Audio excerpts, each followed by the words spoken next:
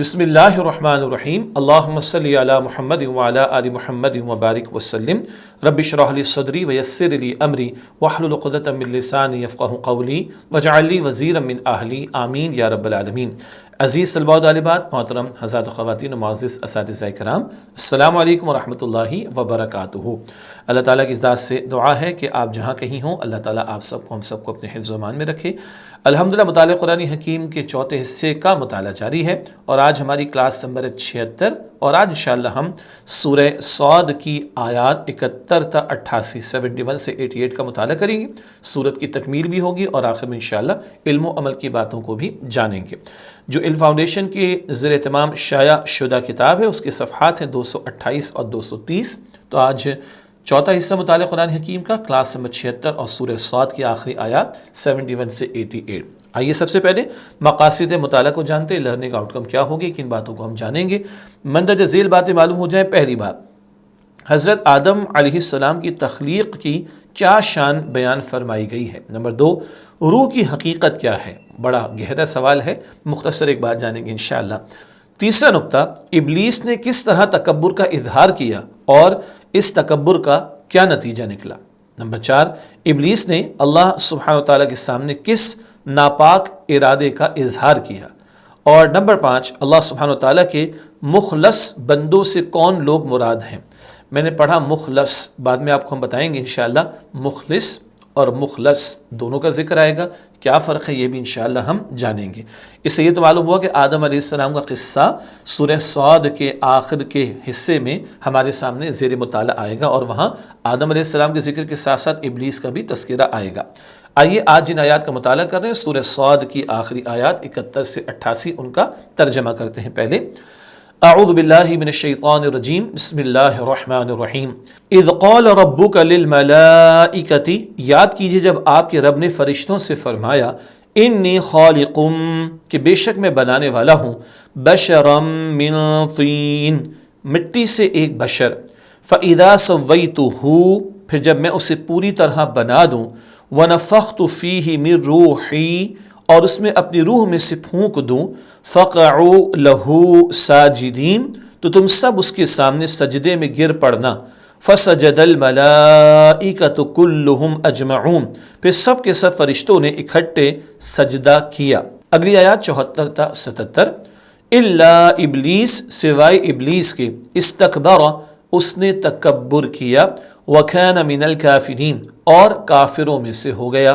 قال، اللہ نے فرمایا، یا ابلیس، اے ابلیس، ما منعک، کس چیز نے تجھے منع کیا، ان تسجد، کہ تو آدم کو سجدہ کرے، لما خلقت بیدی، جسے میں نے اپنے دونوں ہاتھوں سے بنایا، استکبرت، کیا تو نے تکبر کیا، ام کنت من العالین، یا تو اونچے درجے والوں میں سے ہے۔ قال انا خیر من، ابلیس نے کہا میں اس سے بہتر ہوں، خلقتنی من نار، تو نے مجھے آگ سے پیدا کیا، وخلقتہ من طین، اور تو نے اس کو مٹی سے پیدا کیا۔ قال فاخرج منہا، اللہ نے فرمایا پس تو یہاں سے نکل جا، فإنک رجیم، بے شک تو مردود ہے۔ اگلی آیات سورہ صاد آیات 78 تا 83، وَإِنَّ عَلَيْكَ لَعْنَتِي، اور بے شک تجھ پر میری لعنت رہے گی، اِلَى يَوْمِ الدِّينِ، بدلے کے دن تک۔ قال ربی، ابلیس نے کہا اے میرے رب، فَأَنظِرْنِي، پھر تو مجھے مہلت دے، اِلَى يَوْمِ، اس دن تک کے لیے، یبعثون، کہ جب وہ اٹھائے جائیں گے۔ قال، اللہ نے فرمایا، فَإِنَّكَ مِنَ الْمُنظَرِينَ، تو بے شک تو مہلت دیے جانے والوں میں سے ہے، اِلَى يَوْمِ الْوَقْتِ الْمَعْلُومِ، اس دن تک جس کا وقت مقرر ہے۔ قال فَبِعِزَّتِكَ، ابلیس نے کہا پس تیری عزت کی قسم، لَأُغْوِيَنَّهُمْ أَجْمَعِينَ، میں ان سب لوگوں کو ضرور گمراہ کروں گا، إِلَّا عِبَادَكَ مِنْهُمُ الْمُخْلَصِينَ، سوائے ان کے جو تیرے چنے ہوئے بندے ہیں۔ اگلی اور آخری آیات ہوں گی سورہ صاد کی آیات 84 تا 88، ان کا ترجمہ۔ قال فالحق، اللہ نے فرمایا حق بات یہ ہے، والحق اقول، اور میں حق ہی کہتا ہوں، لَأَمْلَأَنَّ جَهَنَّمَ مِنْكَ، تو میں ضرور جہنم کو بھر دوں گا تجھ سے، وَمِمَّن تَبِعَكَ مِنْهُمْ أَجْمَعِينَ، اور ان سب سے جو تیری پیروی کریں گے۔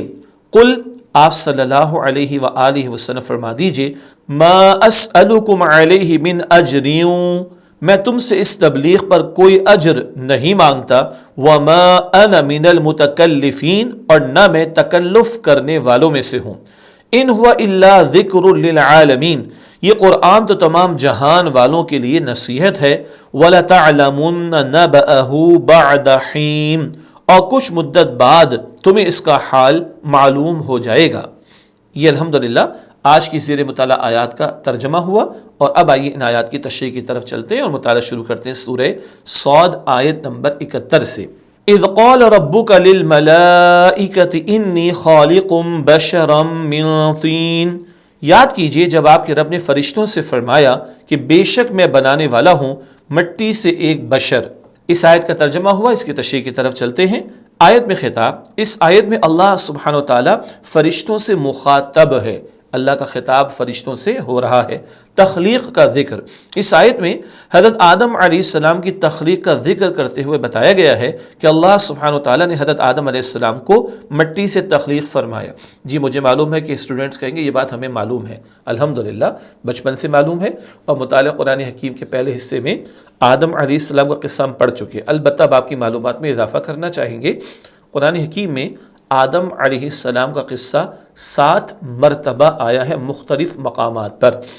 سورۃ الفاتحہ سے شروع کریں اور والناس تک جو قرآن حکیم کی ترتیب ہے، سب سے پہلے سورۃ البقرہ میں آیا ہے، اور آخر میں 7ویں مرتبہ سورہ صاد میں آیا ہے۔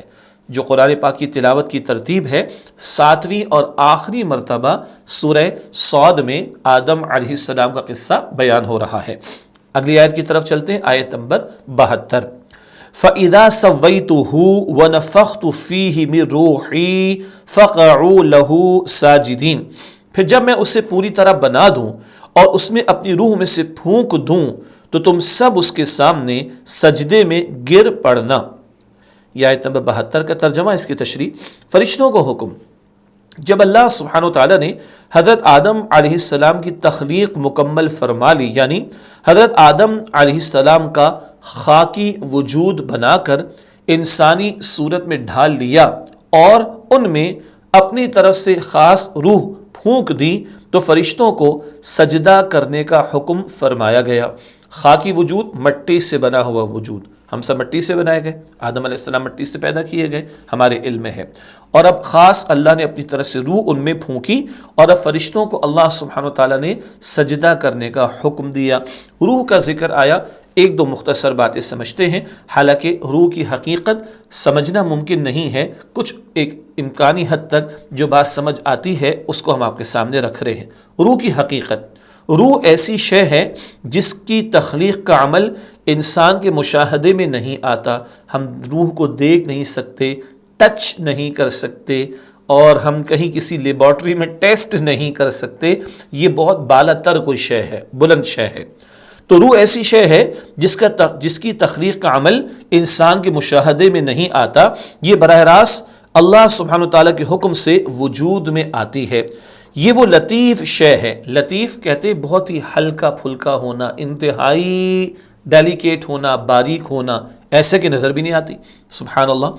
یہ وہ لطیف شے ہے جو کسی کو نظر نہیں آتی، جو پورے جسم انسانی میں پھیلی ہوتی، ہمارے وجود میں ہے، نظر نہیں آتی، اور جس کے سبب انسان کا جسم زندہ رہتا ہے۔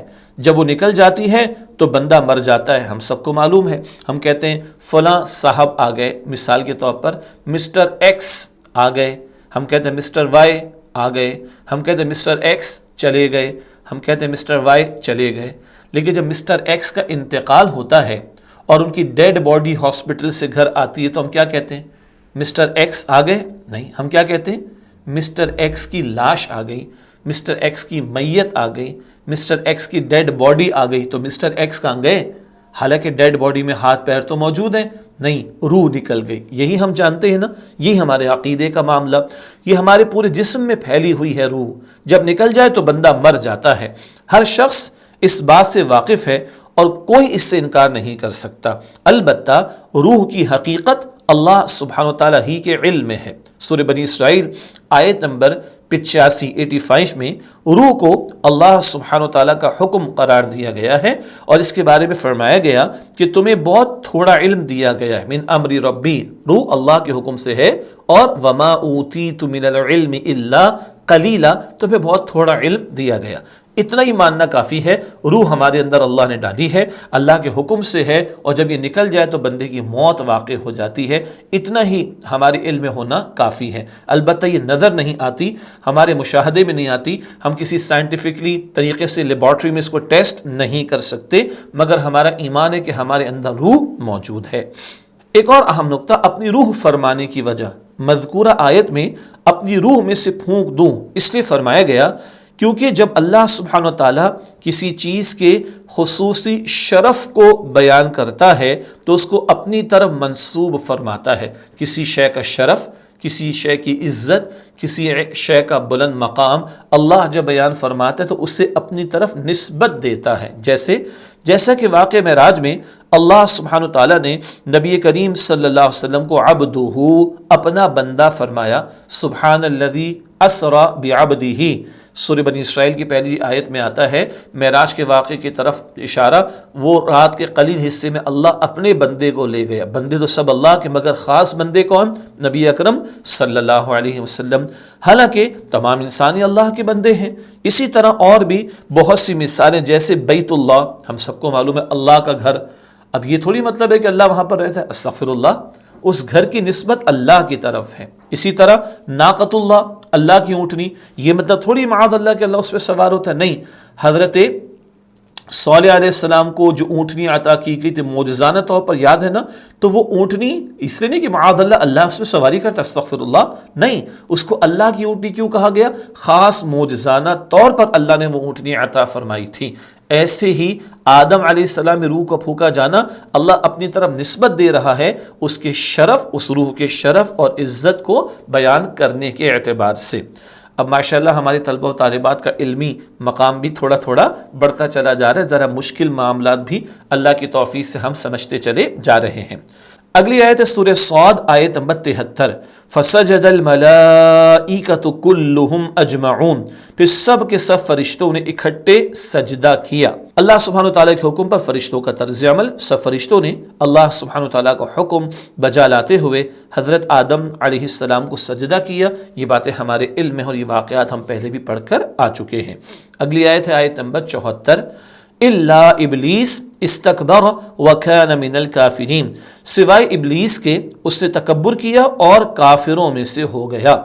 یہ آیت نمبر 74 کا ترجمہ ابلیس کا ذکر آ رہا ہے، تشریح کرتے ہیں۔ اللہ سبحانہ تعالیٰ کے حکم پر ابلیس کا طرز عمل، ابلیس نے اللہ سبحانہ تعالیٰ کے حکم کی نافرمانی کی، اس نے تکبر کیا اور وہ اللہ سبحانہ تعالیٰ کے نافرمانوں میں سے ہو گیا۔ اس نے سجدہ نہیں کیا بلکہ تکبر کیا۔ ابلیس سے مراد، تھوڑا سا اس کا تعارف آپ کے سامنے رکھیں، ابلیس ایک جن ہے جس کا اصل نام عزازیل ہے۔ دو باتیں ہو گئیں، اس کا نام عزازیل ہے اور یہ جنات میں سے ہے، جو اللہ سبحانہ تعالیٰ کا بہت عبادت گزار تھا، لیکن جب حضرت آدم علیہ السلام کو اللہ سبحانہ تعالیٰ نے اپنا نائب بنایا، یعنی خلیفہ، اور تمام فرشتوں کو سجدے کا حکم دیا، تو ابلیس نے تکبر کرتے ہوئے اللہ سبحانہ تعالیٰ کے حکم کی نافرمانی کی، جس کی وجہ سے وہ مردود ہو گیا۔ مردود کا مطلب اللہ نے رحمت سے رد کر دیا، اپنی دور کر دیا۔ جنات میں سے تھا بڑا عبادت گزار، البتہ وہ اوپر فرشتوں کی صفوں میں پہنچا ہوا تھا۔ جب فرشتوں کو حکم دیا اللہ نے تو اس حکم میں یہ بھی شامل تھا، مگر اسے تکبر اور گھمنڈ میں آ کر آدم علیہ السلام کو سجدہ نہیں کیا اور اللہ تعالیٰ کے حکم کی خلاف ورزی کی، تو یہ رحمت الہی سے دور ہو گیا۔ علمی بات، ابلیس کو اپنے صاحب فضل ہونے کا گھمنڈ ہو گیا تھا۔ یہ بات ہم پہلے پڑھ چکے ہیں، وہ تو آگ سے بنایا گیا، جنات میں سے ہے، اور انسان کو مٹی سے بنایا گیا۔ وہ کہتے ہیں میں اعلیٰ اور یہ ادنا ہے، یہ بات ہم پہلے پڑھ چکے ہیں، آگے بھی ذکر آ رہا ہے۔ البتہ اہم نقطہ، تکبر اللہ سبحانہ تعالیٰ کو ہرگز پسند نہیں، بلکہ بندے کی عاجزی و انکساری اللہ سبحانہ تعالیٰ کو پسند ہے۔ تکبر، بڑائی یہ اللہ کو بالکل پسند نہیں، اللہ کو بندے کی عاجزی اور انکساری پسند ہے۔ عملی پہلو، نبی کریم صلی اللہ علیہ وآلہ وسلم افضل الرسل، تمام رسولوں سے افضل، خاتم الانبیاء، اللہ کے آخری نبی ہونے کے باوجود عاجزی اور انکساری کا مظاہرہ فرماتے، لوگوں کے ساتھ انتہائی تواضع کا معاملہ فرماتے، روزمرہ کے کام کاج میں اپنے گھر والوں کا ہاتھ بٹاتے، ساتھیوں کے درمیان رہتے ہوئے امتیازی مقام اور معاملہ پسند نہ فرماتے، لوگوں کے درمیان رہ کر نبی کریم صلی اللہ علیہ وسلم زندگی گزارتے، حالانکہ اللہ تعالیٰ کے بعد سب سے بڑی ہستی حضور کی ہے صلی اللہ علیہ وسلم، مگر اتنی عاجزی آپ فرماتے۔ تو اللہ کو بڑائی، تکبر، پراؤڈ یہ پسند نہیں، اللہ کو عاجزی، انکساری، ہمبل ہونا یہ اللہ تعالیٰ کو بہت زیادہ پسند ہے۔ اگلی آیت سورہ صاد کی آیت نمبر 75، قال یا ابلیس ما منعک ان تسجد لما خلقت بیدی استکبرت ام کنت من العالین۔ اللہ نے فرمایا ابلیس کس چیز سے تجھے منع کیا کہ تو آدم کو سجدہ کرے جسے میں نے اپنے دونوں ہاتھوں سے بنایا، کیا تو نے تکبر کیا یا تو اونچے درجے والوں میں سے ہے؟ یہ آیت نمبر 75 کا ترجمہ، اس کی تشریح کرتے ہیں۔ ابلیس سے سوال، اللہ سبحانہ وتعالیٰ نے ابلیس سے پوچھا کہ تجھے کس بات نے حضرت آدم علیہ السلام کو سجدہ کرنے سے روکا؟ نیز اللہ سبحانہ وتعالیٰ نے ابلیس سے یہ بھی فرمایا کہ کیا تو ناحق تکبر کرتا ہے یا تو اپنے آپ کو اونچے درجے کا سمجھتا ہے؟ اللہ تعالیٰ کا مکالمہ ہو رہا ہے، اور یہ بات جیسے کہ ہم نے پہلے ذکر کی، یہ واقعہ 7 مرتبہ قرآن حکیم میں آیا، کہیں ایک نقطہ، کہیں دوسرا، کہیں تیسرا نقطہ اللہ تعالیٰ نے بیان فرمایا، اور ترتیب جو تلاوت کی ہے اس کے اعتبار سے یہ 7ویں اور آخری مرتبہ یہ واقعہ سورہ صاد میں قرآن پاک میں آ رہا ہے۔ حضرت آدم علیہ السلام کی تخلیق کی شان، اللہ سبحانہ وتعالیٰ نے انہیں اپنے دونوں ہاتھوں سے پیدا فرمایا۔ یہ واحد مقام ہے جہاں ہاتھوں سے تخلیق کا ذکر ہے۔ یہ بات بھی نوٹ کیجئے گا، اللہ تعالیٰ نے یہ واقعات پیغمبروں کے مختلف مقامات پر بیان فرمائے، لیکن ہر مرتبہ کو نیا نقطہ سامنے آتا ہے، جیسے کہ آدم علیہ السلام کا قصہ 7 مرتبہ قرآن پاک میں آیا، مگر یہ واحد مقام ہے جہاں اللہ تعالیٰ نے ذکر فرمایا اپنے دونوں ہاتھوں سے اللہ نے آدم علیہ السلام کو بنایا۔ دیگر اعضاء کی طرح پارٹس آف باڈی، اللہ سبحانہ وتعالیٰ کے ہاتھ بھی اس کی صفات میں داخل ہیں، اور یہ ویسے ہی ہیں جیسے اس کی شان کے لائق ہیں۔ ہم سمجھ نہیں سکتے، اللہ نے ذکر کیا تو ہمارا ایمان ہے کہ اللہ کے دونوں ہاتھ ویسے ہی معاملہ ہے ان کا جیسا کہ وہ ہیں، کیسے ہیں ہم نہیں جانتے۔ بعض مفسرین کرام فرماتے ہیں کہ دونوں ہاتھوں کے مجازی معنی مراد، یعنی اللہ سبحانہ وتعالیٰ کی قدرت اور قوت، دونوں ہاتھوں سے مراد یہ اللہ تعالیٰ کی قوت اور اللہ تعالیٰ کی قدرت کا ذکر ہے۔ آگے لکھا ہے واللہ اعلم، انگلش میں کہتے ہیں اللہ نوز دی بیسٹ۔ بہترین بات کس کے علم میں ہے؟ سب سے بہترین بات اللہ کے علم میں ہے۔ یہ آرا ہیں جو مفسرین نے بیان فرمائی اللہ تعالیٰ کے دونوں ہاتھوں کے ذکر کے ذیل میں۔ علمی بات، اللہ سبحانہ وتعالیٰ ہر چیز کو لفظ کن سے پیدا فرماتا ہے، وہ کہتا ہے کن ہو جا اور وہ شے ہو جاتی ہے، لیکن حضرت آدم علیہ السلام کی عظمت کو ظاہر کرنے کے لیے فرمایا میں نے ان کو اپنے ہاتھوں سے بنایا، ان کی پیدائش کے لیے ماں باپ کو واسطہ نہیں بنایا، ان کو اللہ سبحانہ وتعالیٰ نے بلا واسطہ اپنے ہاتھوں سے بنایا۔ باقی انسانوں کا معاملہ کیا ہے؟ وہ ماں باپ کے ملاپ کے نتیجے میں پیدا ہوتے ہیں۔ عیسیٰ علیہ السلام کا خاص معاملہ ان کے والد نہیں ہیں، لیکن آدم علیہ السلام کا معاملہ کیا ہے؟ اللہ نے اپنے ہاتھوں سے بلا واسطہ انہیں بنایا ہے۔ سورہ صاد کی اگلی آیت ہے آیت نمبر 76، قال انا خیر من خلقتنی من نار وخلقتہ من طین۔ ابلیس نے کہا میں اس سے بہتر ہوں، تو نے مجھے آگ سے پیدا کیا اور تو نے اس کو مٹی سے پیدا کیا۔ یہ آیت نمبر 76 کا ترجمہ، تشریح کرتے ہیں اس کی۔ ابلیس کا جواب، ابلیس سے کہا کہ میں اس سے بہتر ہوں۔ ابلیس کے تکبر کا اظہار کیوں اس نے کیا، آئیے اس کو جانیں۔ ابلیس نے تکبر کا اظہار کرتے ہوئے کہا کہ اے اللہ تو نے مجھے آگ سے بنایا اور اسے خاک یعنی مٹی سے، یعنی میں اعلیٰ ہوں اور یہ مجھ سے کمتر ہے۔ عقل لڑائی اس نے، غلط جگہ لڑائی۔ آگ کہتے ہیں نا جلاؤ تو اوپر چھولا جاتا ہے، مٹی اچھالو تو نیچے جاتی ہے، اس سے کہا میں اعلیٰ ہوں، یہ ادنا ہے۔ حالانکہ یہ کم عقل بھول گیا تھا کہ آگ کو بجھانے کے لیے مٹی ہی پھینکی جاتی ہے، لیکن یہ بھول گیا، دماغ خراب ہو گیا تھا اس کا۔ یہ تکبر میں مبتلا ہو کر کہہ رہے میں اعلیٰ ہوں، یہ ادنا اور کمتر ہے، میں اس کو سجدہ کیوں کروں؟ اڑ گیا معاذ اللہ۔ آیت نمبر 77، قال فاخرج منها فإنك رجیم۔ اللہ نے فرمایا پس تو یہاں سے نکل جا، بے شک تو مردود ہے۔ ابلیس کے تکبر کا نتیجہ اللہ سبحانہ وتعالیٰ نے اسے اپنی بارگاہ عالیہ سے نکلنے کا حکم دیا اور وہ مردود یعنی رحمت الہی سے دور قرار دیا گیا۔ اللہ نے اپنی رحمت سے اس کو دور کر دیا، حالانکہ بڑا عبادت گزار تھا ابلیس، تکبر میں مبتلا ہوا، ہمیشہ کے لیے اللہ کی رحمت سے دور کر دیا گیا۔ تکبر اتنا بڑا گھناؤنا جرم ہے۔ علمی اور عملی پہلو، ابلیس کو اس کی سرکشی اور نافرمانی کے نتیجے میں جنت سے نکالا گیا اور ہمیشہ کی لعنت اور محرومی کا طوق اس کے گلے میں ڈال دیا گیا۔ ہمیں اللہ سبحانہ وتعالی سے دعا کرنی چاہیے کہ وہ ہمیشہ اپنی سرکشی سے محفوظ رکھے اور اپنی بندگی کی توفیق عطا فرمائے، آمین۔ ایک حرکت کی، شیطان نے تکبر کی، اللہ کی رحمت سے دور، حالانکہ اتنی عبادت کی تھی کہ فرشتوں کی صفوں میں پہنچ گیا تھا، حالانکہ تھا جنات میں سے۔ تو ہمیں بھی فکر مند رہنا چاہیے اور اللہ تعالیٰ سے عبادت اور بندگی کی توفیق مانگنی چاہیے۔ کہاں مانگتے؟ سورہ فاتحہ میں بھی، ایاک نعبد و ایاک نستعین کہہ کر بھی۔ اگلی آیت سورہ صاد کی آیت نمبر 78، وَإِنَّ عَلَيْكَ لَعْنَتِي إِلَىٰ يَوْمِ الدِّينِ، اور بے شک تجھ پر میری لعنت رہے گی بدلے کے دن تک۔ یہ آیت 78 ہے، اس کی تشریح، تکبر کے اظہار پر نعمت سے محرومی۔ ابلیس تکبر کا اظہار کر کے اللہ سبحانہ وتعالیٰ کی رحمت سے محروم ہو کر لعنت کا مستحق بن گیا۔ نیز ابلیس پر یہ لعنت روز جزا یعنی قیامت کے دن تک رہے گی۔ لعنت کا مطلب اللہ تعالیٰ کی رحمت سے دور کر دیا جانا۔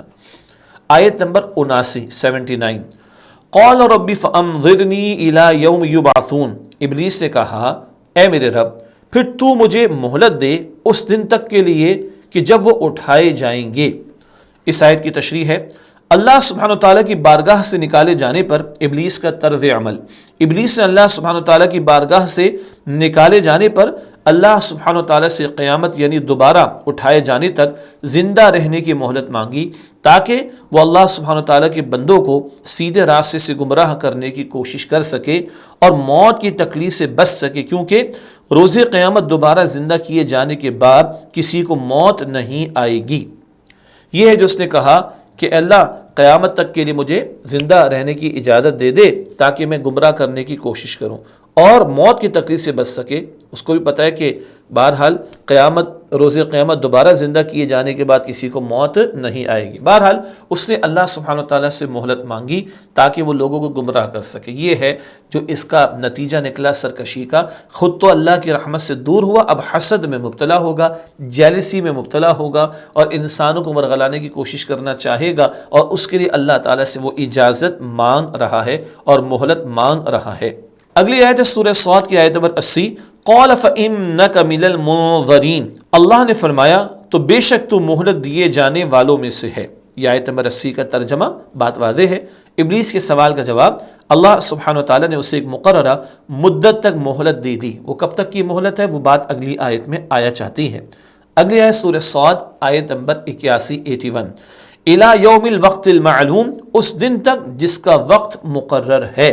یہ آیت نمبر 81 کا ترجمہ۔ اس آیت کی تشریح میں ایک ہی مختصر نقطہ، ابلیس کی مہلت، اللہ سبحانہ وتعالیٰ نے ابلیس کو قیامت کے دن تک کی مہلت دی، جب سب مر جائیں گے، سارا معاملہ ختم ہو جائے گا اور ایک نیا عالم آخرت برپا ہوگا۔ آیت نمبر 82 قال فبعزتک لأغوینہم اجمعین، ابلیس سے کہا پس تیری عزت کی قسم میں ان سب لوگوں کو ضرور گمراہ کروں گا۔ یہ ہے جو اس نے چیلنج پیش کیا اور یہ ہے جو اس نے اپنی حسد کا اظہار کیا ہے۔ ابلیس کے ناپاک ارادے کا بیان، ابلیس نے اپنے عزم کو پختہ کرنے کے لیے اللہ سبحانہ وتعالیٰ کی عزت کی قسم اٹھائی اور تمام انسانوں کو گمراہ کرنے کے ناپاک ارادے کا اظہار کیا۔ اب وہ خود تو اللہ کی رحمت سے دور ہو گیا، اب وہ چاہتے دوسرے بھی جہنم میں جائیں، معاذ اللہ۔ اس ناپاک ارادے کا اس نے اظہار کیا کہ میں گمراہ کر کے چھوڑوں گا، اور اللہ تعالیٰ کی قسم بھی اس نے اٹھائی ہے۔ اگلی آیت ہے سورہ صاد کی آیت نمبر 83 الا عبادک منہم المخلصین، سوائے ان کے جو تیرے چنے ہوئے بندے ہیں۔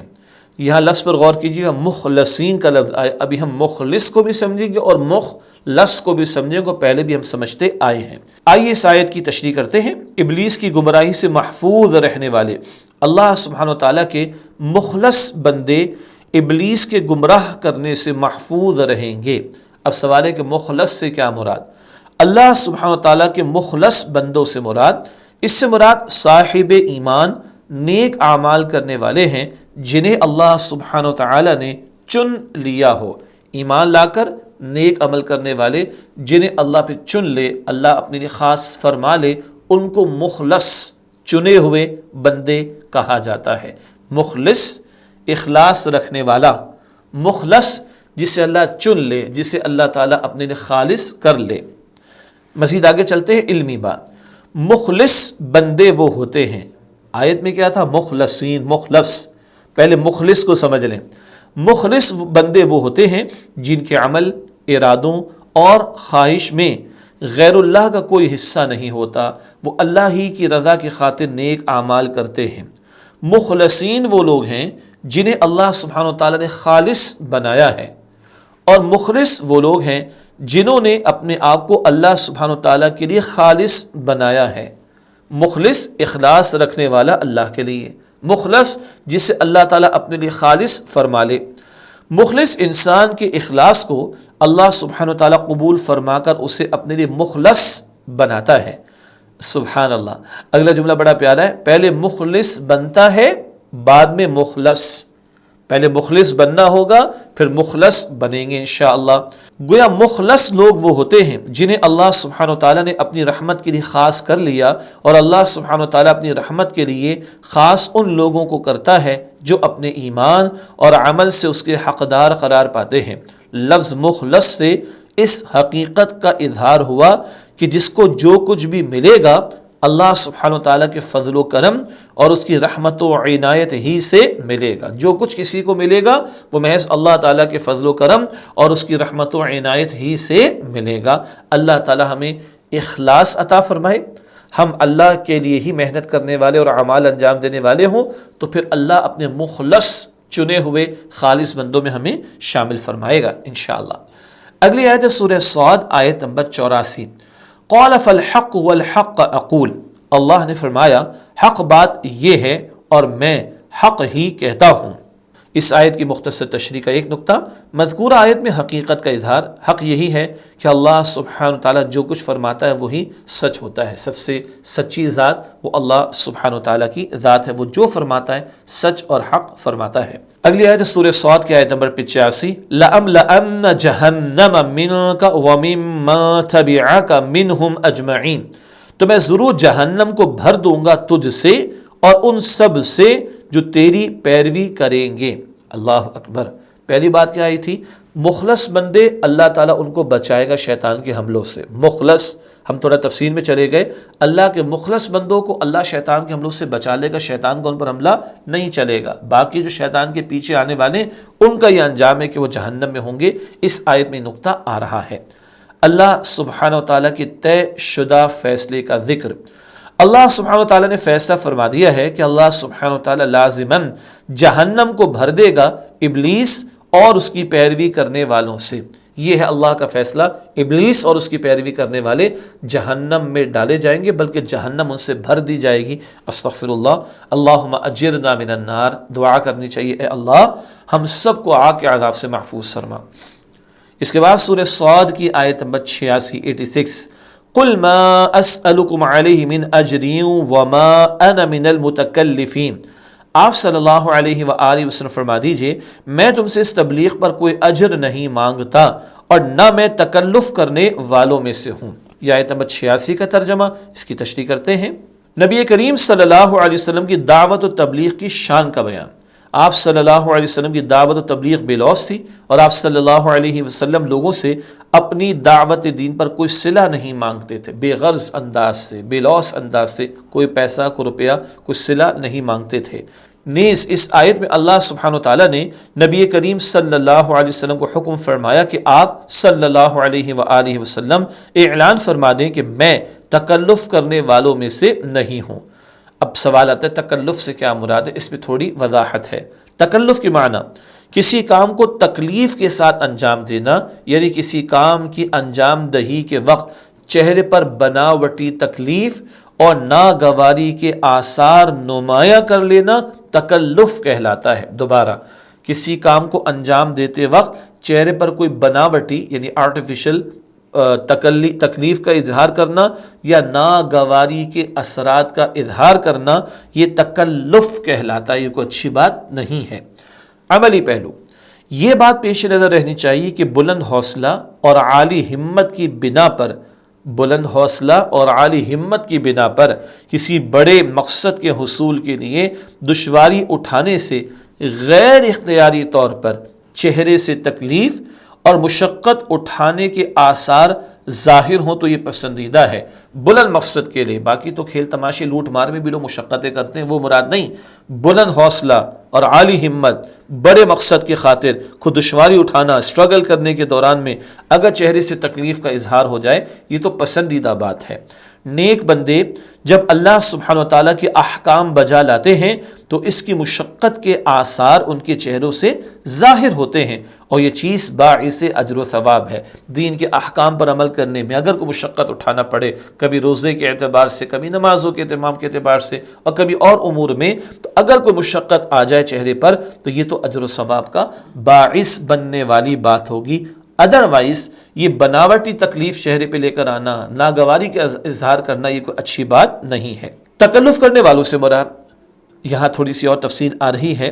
سادہ طرز عمل نہ اختیار کرنے والے، تصنع یعنی بناوٹ کرنے والے، یعنی اپنی طرف سے کوئی بات گھڑ کر کسی دوسرے سے منسوب کرنے والے، یہ سب مفاہیم، مفہوم کی جمع مفاہیم، میننگز، یہ سب تکلف کے مفاہیم ہیں۔ کیا مطلب؟ سادہ طرز عمل اختیار نہ کرنا، تصنع یعنی بناوٹ کرنا، اپنی طرف سے کوئی بات گھڑ کر کسی دوسرے کی طرف منسوب کرنا، یہ سب باتیں تکلف میں شامل ہیں۔ یہاں مراد یہ ہے، یہ جو کفار مشرکین کہا کرتے تھے معاذ اللہ، یہاں مراد یہ کہ اپنی طرف سے قرآن بنا لینے والے، لوگوں کو دکھانے کے لیے اطاعت خدا بندی کا اظہار کرنے والے، وہ جھوٹے لوگ جو خود سے نبی بننے کا دعویٰ کریں اور اللہ سبحانہ تعالیٰ کی طرف سے من گھڑت باتیں لوگوں کو سنائیں معاذ اللہ، یہ وہ ہیں مفاہیم کہ جو بالکل غلط ہیں، یعنی بالکل طرز عمل غلط ہے۔ اور یہ مشرکین مکہ تو بناوٹ کا معاذ اللہ یعنی خود سے قرآن گھڑ لینے کا الزام لگاتے تھے نبی صلی اللہ علیہ وسلم پر معاذ اللہ، یہ کہتے تھے یہ خود سے اپنی نبوت کا انہوں نے دعویٰ کر لیا معاذ اللہ۔ یہ سارے جھوٹے الزامات تھے مشرکین کی طرف سے، یہ سب بھی تکلف کے ذیل میں داخل ہے، البتہ یہ پہلو وہ ہے جس کا الزام مشرکین اور کفار لگاتے تھے۔ دونوں مفاہیم پر احادیث مبارکہ موجود ہیں، یعنی مثلا سادگی اختیار کرنے اور تکلفات سے بچنے کے حوالے سے ایک حدیث شریف میں آپ صلی اللہ علیہ وسلم نے بیان فرمایا، کوئی شخص مہمان کے لیے اپنی طاقت سے زیادہ تکلف نہ کرے، زیادہ خواہ مشقتیں نہ اٹھائے۔ کوئی بات اپنی طرف سے گھڑنے کے حوالے سے آپ صلی اللہ علیہ وسلم نے فرمایا، جس شخص سے کوئی علم حاصل کیا وہ اس علم کی تعلیم دے اور وہ بات نہ کہے جس کا اسے علم نہ ہو، ورنہ وہ متکلفین میں سے ہو جائے گا اور دین سے نکل جائے گا۔ دو باتیں سمجھ آئی؟ کھانے پینے کے معاملات میں زیادہ مشقتیں نہ اٹھائی جائیں جب مہمان آ جائے، یہ ہے سادگی اختیار کرنے کی طرف توجہ۔ اور ایک اپنی پاس سے کوئی بات گھڑ لی جائے اور لوگوں کو بیان کیا جائے، یہ ہے تکلف گھڑ لینے کے معنی میں۔ ان دونوں سے اجتناب کرنے اور بچنے کی تعلیم ہمیں دی گئی۔ تو اللہ کے نبی علیہ السلام سے کیا کہلوایا گیا ہے کہ آپ اس پر جو دعوت پیش کرتے ہیں کوئی اجر نہیں مانگتے اور آپ تکلف کرنے والوں میں سے بالکل بھی نہیں ہیں۔ اگلی آیت ہے سورہ صاد کی آیت نمبر 87 ان ہوا الا ذکر للعالمین، یہ قرآن تو تمام جہان والوں کے لیے نصیحت ہے۔ اس آیت کی تشریح کرتے ہیں، قرآن حکیم کی عظمت کا بیان۔ اس آیت میں قرآن حکیم کو نصیحت قرار دیا گیا ہے۔ نیز اس صورت میں قرآن مجید کی مدح یعنی تعریف 3 جگہ آئی اور تینوں جگہ اس کو ذکر سے تعبیر کیا گیا ہے۔ 3 جگہ قرآن پاک کی عظمت کا ذکر آیا اور ذکر کا لفظ استعمال ہوا، شروع میں ذکر، درمیان میں لیتذکر اور آخر میں ذکر للعالمین فرمایا گیا۔ گویا یہ بتایا گیا کہ یہ قرآن حکیم ہر ایک کے لیے نصیحت ہی ہے، یعنی قرآن کریم کی تعلیمات ابدی ہمیشہ کے لیے ہیں اور ان سے دنیا جہان کے سارے انسان برابر مستفید ہو سکتے۔ مستفید فائدہ اٹھانا، یہ کسی خاص قوم، برادری اور خاندانوں کے لیے نصیحت اور پیغام نہیں، بلکہ پوری دنیا کے انسانوں کے لیے ایک نصیحت اور ایک پیغام ہے، اور قیامت تک کے لیے قرآن انسانیت کی رہنمائی کرتا رہے گا۔ اگلی اور آخری آیت ہے سورہ صاد کی آیت نمبر 88، اور کچھ مدت بعد تمہیں اس کا حال معلوم ہو جائے گا۔ یہ آیت نمبر 88 کا ترجمہ، اس کی تشریح، حقیقت معلوم ہونے کی خبر، اس آیت میں قرآن حکیم کی تمام خبروں کی حقیقت معلوم ہونے کی خبر دی گئی ہے، یعنی ان تمام باتوں کی حقیقت کچھ مدت بعد ہی تم لوگوں پر واضح ہو جائے گی جن کی نبی کریم صلی اللہ علیہ وسلم تمہیں دعوت دیتے رہے ہیں۔ گویا اس سے قرآن حکیم کے ساتھ آپ صلی اللہ علیہ وسلم کی جملہ تعلیمات بھی مراد ہیں۔ جملہ سے مراد تمام، قرآن پاک نے جو کچھ بتایا، نبی علیہ السلام نے جو کچھ بیان فرمایا، سب شامل ہے اور سب کی حقیقت سامنے آ جائے گی۔ اور سب سے بڑھ کر حقیقت کہاں سامنے آئے گی؟ قیامت کے دن۔ الحمدللہ سورہ صاد کا بیان مکمل ہو رہا ہے، اور اس میں آخری نقطہ آپ کے سامنے رکھیں گے جو بڑا قیمتی ہے، کچھ مدت سے مراد۔ اس سلسلے میں مفسرین کرام سے مختلف اقوال منقول ہیں۔ نمبر 1 موت کی گھڑی، نمبر 2 قیامت کا دن، نمبر 3 اسلام کے غالب و ظاہر ہونے کا وقت۔ مراد موت آئے گی، سب کو پتہ چل جائے گا، قیامت کے سب واضح ہو جائے گا، اسلام غالب ہوگا پوری دنیا پر، تو پتہ چل جائے گا یہ حق ہے جو اللہ تعالیٰ کی طرف سے عطا ہوا۔ اللہ تعالیٰ ہمیں وہ دن دکھائے کہ آج زمین پر اللہ کا دین غالب بھی ہو، کل اللہ کا زمین پر دین غالب بھی ہو، آج تو مغلوب ہے کل غالب ہو، اور ہم اس کی برکات کو دیکھ سکیں۔ الحمدللہ سورہ صاد کا مطالعہ مکمل ہوا، اور آپ کو معلوم ہے کہ آخر میں جب سورت کی تکمیل ہوتی ہے تو علم و عمل کی باتیں ہم آپ کے سامنے رکھتے ہیں۔ علم و عمل کی باتوں میں کچھ علمی باتیں بھی آتی ہیں اور کچھ عملی پہلو بھی ہمارے سامنے کرنے کے کاموں کے حوالے سے آتے ہیں۔ پہلا نقطہ، قرآن حکیم سراسر نصیحت ہے، جبکہ اس کا انکار کرنے والے محض تکبر اور مخالفت میں پڑے ہیں۔ یہ بات سورہ صاد کی پہلی اور دوسری آیت میں ہمارے سامنے آئی۔ نمبر 2، اللہ سبحانہ وتعالیٰ کی راہ میں انبیاء کرام علیہم السلام کو بھی ستایا گیا۔ ہمیں بھی دین کی راہ میں آنے والی تکالیف برداشت کرنے کے لیے تیار رہنا چاہیے۔ یہ سورہ صاد آیت نمبر 4 میں بات آئی۔ نمبر 3، انبیاء کرام علیہ السلام اور ان کی مقدس تعلیمات کو جھٹلانے والوں کا دنیا و آخرت میں عبرتناک انجام ہوتا ہے۔ یہ بات سورہ صاد آیات 12 تا 14 میں ہمارے سامنے آئی۔ چوتھا نقطہ، اس کائنات میں اللہ سبحانہ وتعالیٰ نے کسی چیز کو بے مقصد پیدا نہیں کیا۔ ہمیں بھی اپنے مقصد زندگی یعنی اللہ سبحانہ وتعالیٰ کی عبادت کرنے میں کوتاہی نہیں کرنی چاہیے۔ یہ بات آیت نمبر 27 میں ہمارے سامنے آئی تھی۔ نمبر 5، اللہ سبحانہ وتعالیٰ کے نزدیک پرہیزگار اور گناہگار برابر نہیں، لہذا وہ پرہیزگاروں کو انعام عطا فرمائے گا اور گناہگاروں کو سزا دے گا۔ آیت نمبر 28 میں بات آئی، بہت اہم بات ہے، فرما بردار اور نافرمان برابر نہیں ہے۔ نمبر 6، قرآن حکیم کو سمجھنے کے 2 درجے ہیں، ایک تدبر یعنی قرآن حکیم کی آیات پر گہرا غور و فکر کرنا، اور دوسرا تذکر یعنی قرآن حکیم سے نصیحت حاصل کرنا۔ آیت نمبر 29 میں بات آئی تھی، تدبر نسبتاً مشکل معاملہ ہے اور تذکر نسبتاً آسان بات ہے، اور ہم اسی کی کوشش کرتے ہیں۔ نمبر 7، ہمیں مشکلات میں اللہ سبحانہ وتعالیٰ کو پکارنا چاہیے اور اس سے دعا مانگنی چاہیے، کیونکہ وہی حقیقتاً اور مستقلاً مشکلات کو دور فرمانے والا اور شفا عطا فرمانے والا ہے۔ یہ بات آیات 41 سے 44 میں ہمارے سامنے آئی، اللہ ہی سے دعا۔ نمبر 8، اصل اور ہمیشہ رہنے والی نعمتیں جنت میں ہوں گی۔ ہمیں دنیا کی عارضی نعمتوں کی بجائے جنت کی دائمی نعمتوں کے حصول کی کوشش کرنی چاہیے۔ آیت نمبر 52 میں بات آئی، دنیا تھوڑے دن کے لیے اور آخرت ہمیشہ کے لیے ہے، تو عقل مندی کیا ہے؟ ہمیشہ کی زندگی کی زیادہ فکر کی جائے۔ علم و عمل کی باتوں کے حوالے سے 9واں نقطہ، قیامت کے دن دین سے غافل لیڈر اور ان کے پیروکار جہنم میں ایک دوسرے سے جھگڑیں گے اور ایک دوسرے کے لیے زیادہ عذاب کی بد دعائیں کریں گے۔ آیات 59 تا 63 میں بات آئی، مگر کوئی فائدہ نہیں ہوگا، جھوٹے اور مکار قسم کے لیڈر، گمراہ قسم کے لیڈر بھی جہنم میں، اور اندھے بن کر ان کے پیچھے چلنے والے فالوورز بھی جہنم میں ہوں گے۔ اللہ ہم سب کو جہنم کے عذاب سے محفوظ فرمائے اور نیک لوگوں کے ساتھ جڑنے اور ان کی پیروی کرنے کی توفیق عطا فرمائے۔ نمبر 10، اللہ سبحانہ وتعالیٰ کے مقدس اور برگزیدہ بندوں پر شیطان کا کوئی بس نہیں چلتا۔ آیت نمبر 83، مخلص چنے ہوئے بندوں پر شیطان کا زور نہیں چلتا۔ نمبر 11 اور آخری نقطہ ہے، شیطان ہمارا دشمن ہے جو ہمیں گمراہ کرنا چاہتا ہے، ہمیں بھی اسے اپنا دشمن سمجھنا چاہیے۔ سورہ صاد کی آیات 75 اور 85 میں یہ نقطہ ہمارے سامنے آیا تھا۔ اسی کے ساتھ الحمدللہ سورہ صاد کا مطالعہ مکمل ہوا۔ اگلی نشست میں اگلی نئی سورت کے آغاز سے پھر آپ کے سامنے حاضر ہوں گے، تب تک کے لیے اجازت۔ اللہ تعالی ہم سب کی مغفرت فرمائے، ہمارے والدین کی مغفرت فرمائے اور تمام مسلمانوں کی مغفرت فرمائے، آمین یا رب العالمین۔ وآخر دعوانا الحمدللہ رب العالمین۔ السلام علیکم ورحمۃ اللہ وبرکاتہ۔